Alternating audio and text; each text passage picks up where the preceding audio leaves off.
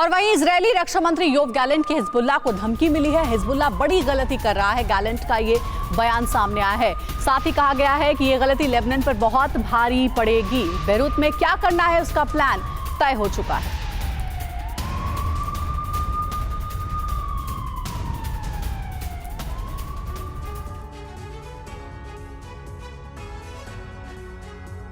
और हिजबुल्लाह के ताबड़तोड़ हमलों और नसरुल्लाह के बयान के बाद इजरायल ने सख्त प्रतिक्रिया जताई है। इजरायल के रक्षा मंत्री योव गैलेंट ने कहा है कि लेबनान को संभावित युद्ध में घसीट रहा है हिजबुल्लाह एक गंभीर गलती करने के करीब पहुंच गया है। हिजबुल्लाह की गलती का खामियाजा लेबनान के नागरिकों को उठाना पड़ेगा। और जानकारी है कि गाजा के लोगों को सफेद झंडे लेकर उत्तर से दक्षिण की ओर बढ़ते देख रहा हूं। हिजबुल्लाह की और गलती पर ऐसा ही हाल लेबनान के नागरिकों का भी होगा। इजरायली बमबारी के बाद बेरूत निवासियों को अपने घरों से भागना होगा। हमारे लड़ाकू विमान लेबनान पर हमले के लिए अलर्ट पर हैं और गाजा में अपनी ताकत का सिर्फ 10वां हिस्सा इस्तेमाल कर रहे हैं। तो जानकारी ये मिल रही है इजरायल के रक्षा मंत्री की ओर से योव गैलेंट ने यह बड़ा बयान दिया है लेबनान के लिए। जेनिन में आईडीएफ का बड़ा हवाई हमला हुआ है। हमले में एक बड़ी इमारत तबाह हो गई और हमले में कई लोगों की मौत की रिपोर्ट मिल रही है। हमले के बाद इलाके में दहलाने वाला मंजर देखने को मिला।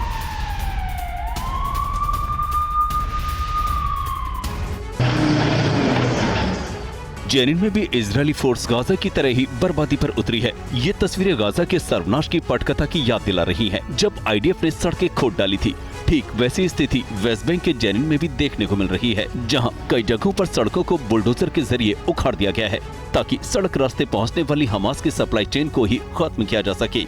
जाहिर है कि जेनिन की बर्बादी साफ साफ दिखाई दे रही है। इधर हमास की जगह अब हिजबुल्लाह के हमले ज्यादा बढ़ गए हैं। जवाब में लेबनान के बुनियादी ढांचे और सैन्य चौकियों पर हमले किए गए हैं।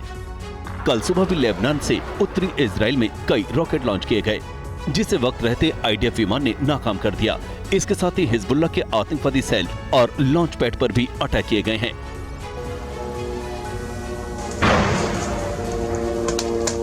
युद्ध के 37 दिन बाद भी बंधकों की रिहाई नहीं हो पाई है। तेल अवीव में उनकी रिहाई के लिए इजराइल की सड़कों पर लोग उतरे और हमास से सभी बंधकों की तुरंत वापसी की मांग को लेकर मार्च किया।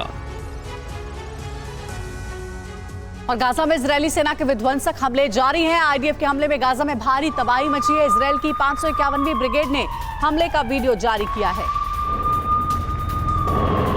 गाजा में इजरायल के विध्वंसक हमले जारी है। देखिए गाजा में कैसे भारी तबाही मची है। आवाज सुन करके आपको अंदाजा लग जाएगा कैसे धमाकों से दहल रहा है गाजा।